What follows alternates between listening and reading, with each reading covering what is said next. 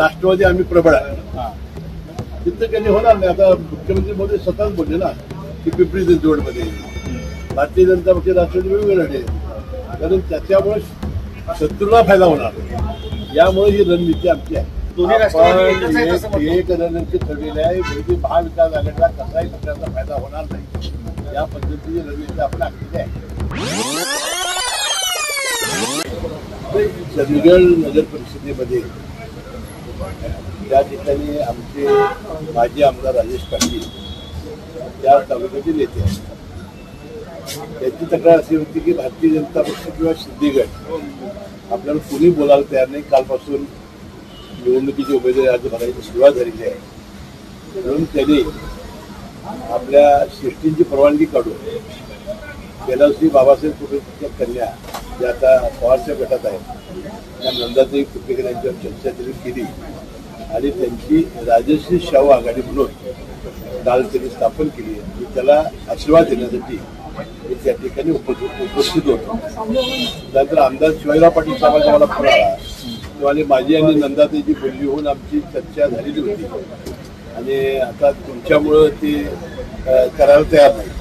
तुम्ही काय मला कधी बोलला नव्हता, तर आता ती दोघांची आघाडी झालेली आहे मी त्यावेळी उपस्थित होतो आणि अशा पद्धतीने माझ्या भावना त्यांना मी कळवतो. इतर ठिकाणी माझ्याच मतदारसंघामध्ये कागलमध्ये भारतीय जनता पक्ष नेत्यांच्यावर चर्चा सुरू आहे. गडिंगमध्ये जवळजवळ भारतीय जनता पक्ष आमची विकसित झालेली आहे. त्यामुळे हा फॉर्म्युला सगळीकडे झाला. या ठिकाणी आपापली स्वबळावर लढणार आहे. आणि चंदगडमध्ये जर भारतीय जनता पक्ष स्वबळावर लढणार असेल तर मग दुसरी आघाडी करू शकतात. परंतु एक आहे की महाविकास आघाडीच्या कुठल्याही पक्षाचं चिन्ह आम्ही घेऊ देणार नाही. आम्ही स्वतंत्र आघाडी तिथे करतील असं समन्वय समिती सुद्धा ठरलेलं आहे. कागलमध्ये राष्ट्रवादी पक्ष हा फार मोठा पक्ष आहे आणि तिथे भारतीय जनता पक्ष आमची पक्ष चालू आहे. काय होतंय की ज्यांची शक्ती मोठी आहे ती दुसऱ्या पक्षावर चर्चा करत नाही, तर त्यांनी काय करायचं, तर त्यांना आघाडीचा फॉर्म्युला हा तिन्ही पक्षांनी मान्य केलेला आहे.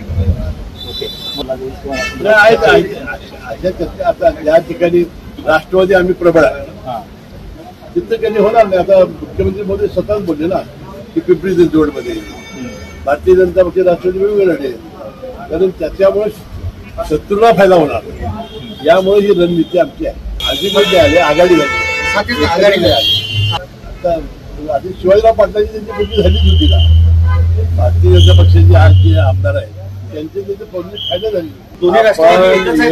एक रणनीती ठरलेली आहे म्हणजे महाविकास आघाडीला कसाही पक्षाचा फायदा होणार नाही या पद्धतीची रणनीती आपण आखलेली आहे.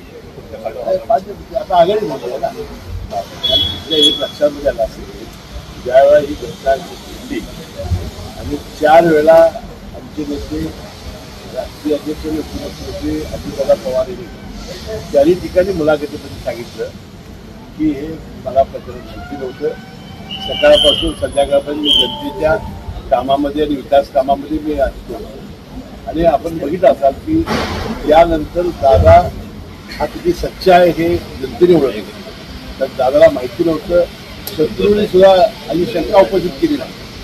आणि मग ठीक आहे तुमच्या म्हणण्याप्रमाणे थोडंसं आपल्या मुलाला सुद्धा आपण व्यवस्थितपणाने अशा गोष्टी समजावून सांगण्याचं काम भविष्यात करतील. परंतु दादांचा आपण या प्रकरणामध्ये लोकांना पटलेला आहे की दादाचा अजिबात या काही संबंध नाही.